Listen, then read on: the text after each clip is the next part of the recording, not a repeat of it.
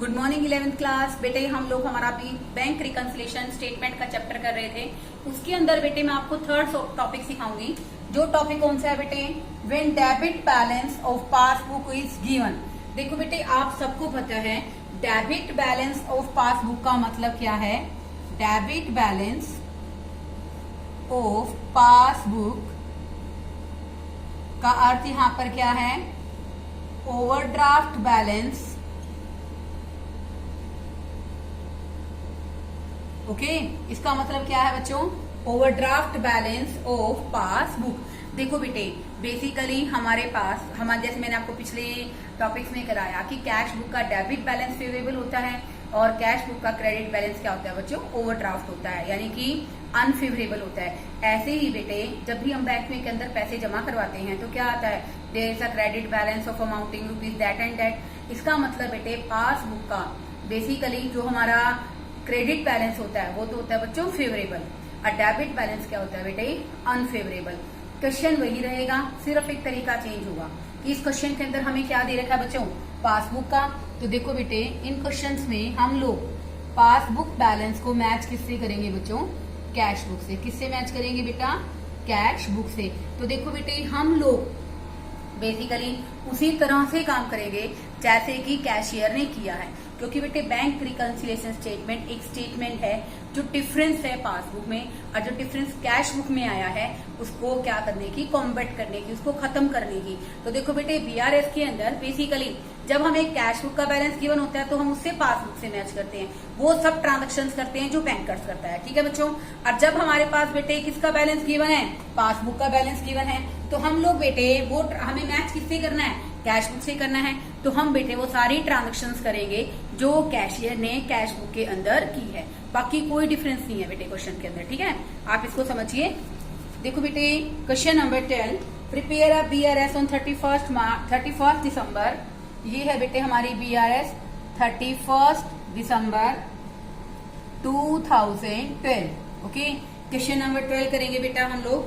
तो सुनो बेटे ध्यान से। Overdraft as per passbook on 31 March 2012 7,600। तो बेटे ये ओवरड्राफ्ट बैलेंस है, इसका मतलब डेबिट है।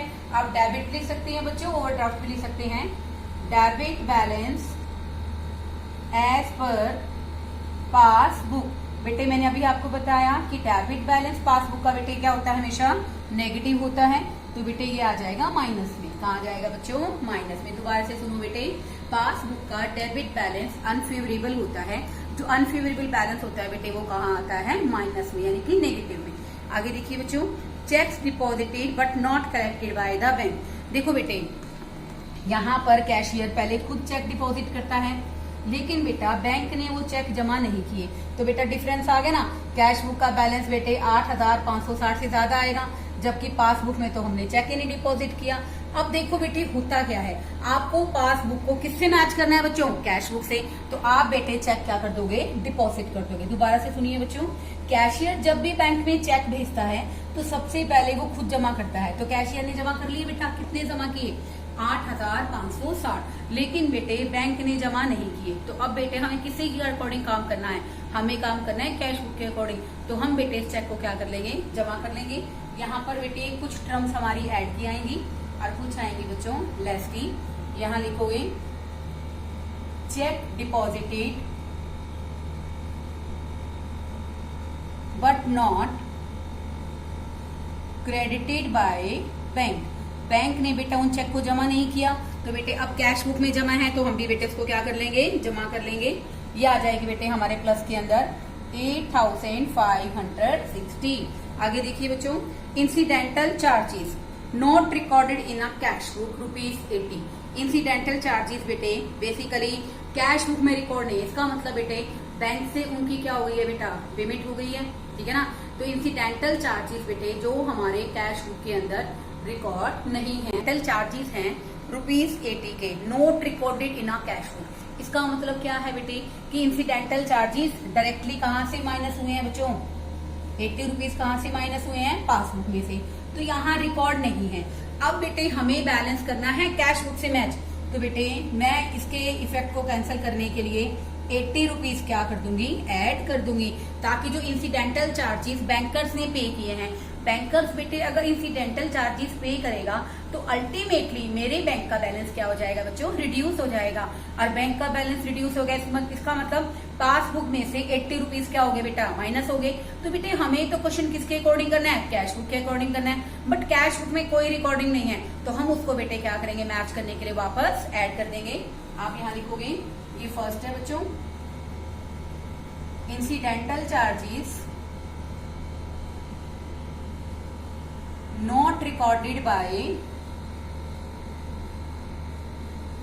वापस पासबुक में क्या कर देंगे, प्लस कर देंगे। आगे देखिए बच्चों, cheques were issued 7,800 but only, देखो बेटे चेक इशू किए, तो देखो चेक इशू का मतलब क्या होता है बेटे, हमने यहाँ से क्या दिखा दी, कैश बुक में कितनी अमाउंट है बच्चों चेक इशू करने की है बेटे हमारी 7,800। तो देखो बेटे 7,800 यहाँ से क्या होगी बेटा, माइनस हो गई। चेक इशू करने का मतलब क्या होता है बच्चों, पेमेंट करना। क्या मतलब है इसका, पेमेंट करना। तो बेटे जब हम चेक इशू करेंगे तो कैश बुक से हमारे 7,800 क्या हो जाएंगे बेटा, माइनस हो जाएंगे। तो इस केस में बेटा यहाँ पर बैंक के अंदर कितने चेक इशू हुए हैं, 4400 रुपए की, तो इसका मतलब यहाँ से कितना माइनस है, 7,800, और यहाँ से बच्चों कितना माइनस है, 4,400। हमें तो बेटे हमारे पासबुक को किससे मैच करना है, कैश बुक से। तो बेटा मैं भी क्या करूंगी, अपनी पासबुक को कैश बुक से मैच करने के लिए बेसिकली जो डिफरेंस है इन दोनों के बीच में, जो डिफरेंस है बच्चों 3,400, वो भी मैं क्या कर दूंगी, माइनस कर दूंगी। तो यहां आप लिखोगे चेक इशूड बट नॉट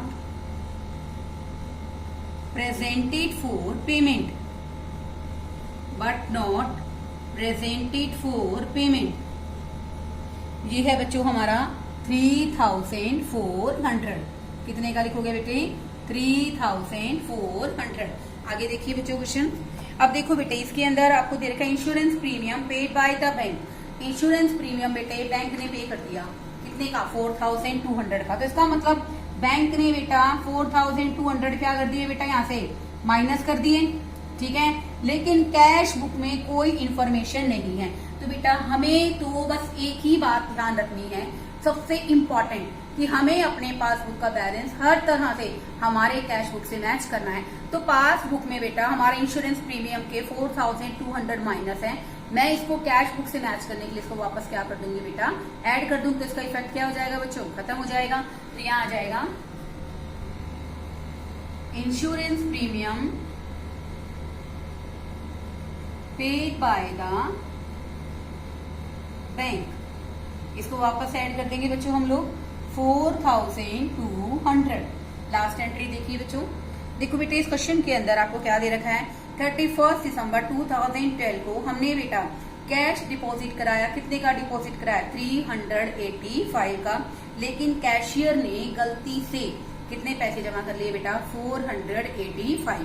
अब देखो होता क्या है बेटे, वैसे तो बैंक के पास तो चेक कितने का जमा हुआ बच्चों, 385 का, लेकिन कैशियर को लग गई गलती, तो बेटे उसने कितने जमा कर लिए, 485। अल्टीमेटली बच्चों उसने 100 रुपीज क्या कर लिए, ज्यादा जमा कर लिए। तो हमें तो बेटा उससे मैच करना है, वो ज्यादा जमा करे कम जमा करे, we have to follow the cash book. तो बेटे मैं भी क्या करूंगी, 100 रुपीज क्या कर दूंगी, जमा कर दूंगी। तो यहाँ लिख देंगे basically check deposited excess amount, या फिर चेक डिपॉजिटेड ₹385, बट कैशियर ने कितना डिपॉजिट किया है, बट कैशियर डिपॉजिटेड 485। तो बेटे यहाँ हम लोग 100 रुपीज को क्या कर देंगे बच्चों, ऐड कर देंगे। दोबारा से सुनिए बेटा, जैसे देखो कोई भी बेटे कैशियर है, बेसिकली तो होता क्या है बच्चों कि कैशियर बेटे पहले खुद जमा करता है। तो बेटे यहाँ तो उसने बैंक में तो भेज दिए 385 रुपये जमा कर लो, और खुद ने कितने जमा कर लिए बेटा, 485। तो 100 रुपये बेटे उसने एक्स्ट्रा जमा कर लिए, तो इसलिए बेटे हम इसको क्या करेंगे, ऐड करेंगे। अब इसका बैलेंस निकालेंगे स्टूडेंट्स हम लोग, इसका बैलेंस आ जाएगा हमारा बेसिकली 11,000, और इसका आ जाएगा स्टूडेंट हमारा 12,000 940। ये हमने बेटे क्या निकाला इस क्वेश्चन के अंदर, बैलेंस निकाला है। तो बेटे इसके बाद हम लोग इसका डेबिट क्रेडिट बैलेंस देखते हैं। तो बेटे यहाँ पर अब देखो बेटे, यहाँ पर हमारी प्लस आइटम ग्रेटर है, ठीक है ना। तो यहाँ पर बेटे हमारा जो प्लस आइटम ग्रेटर है कितने रुपए से ग्रेटर है बच्चों, यहाँ से 1940 से। पहले सुनो, कई बच्चों को तो बैलेंसिंग में भी प्रॉब्लम रहती है। देखो जैसे डेबिट बैलेंस था बेटे कैश बुक का, तो पासबुक का क्या था अपने पास, ओवरड्राफ्ट बैलेंस था। वैसे तो कई बच्चों के दिमाग में रहेगा कि डेबिट का क्रेडिट हो जाएगा, ऐसा नहीं है। यू शुड चेक योरसेल्फ कि ऐसा नहीं लिखना है। आप ये देखोगे कि हमारी अमाउंट कौन सी ज्यादा आ रही है बच्चों, ज्यादा कौन सा आ रहा है बेटा, बेसिकली इसको वैसे ही बैलेंस भी कर दो, फिर लिख देंगे हम अमाउंट कहाँ लिखनी है हमें। तो बेटे बेसिकली हमारा ज्यादा किस तरफ का आ रहा है बेटा, डेबिट बैलेंस ज्यादा है, इट मीन प्लस आइटम ज्यादा है। तो यूं बताओ मुझे कैश बुक का कौन सा बेसिकली बैलेंस फेवरेबल होता है, ऑब्वियसली डेबिट। तो बेटे यहाँ पर क्या आ जाएगा, debit balance as per cash book, यह आ जाएगा स्टूडेंट हमारा 1940। आई थिंक बेटे आपको ये क्वेश्चन समझ में आया हो। अभी तो बेटे मैंने आपको इस टाइप के क्वेश्चन करवाने शुरू किए हैं, कोशिश करती हूँ आपको 2 वीडियो के अंदर और अच्छे ढंग से इस क्वेश्चन को समझाऊं। ये कॉन्सेप्ट बेटे यही रहेगा, कॉन्सेप्ट में कोई चेंज नहीं है कि अगर कैश का बैलेंस दे रखा है तो पासबुक से मैच कीजिए, पासबुक का दे रखा है तो कैश बुक से। और सबसे इंपॉर्टेंट उसके बैलेंस को ध्यान में रखिए।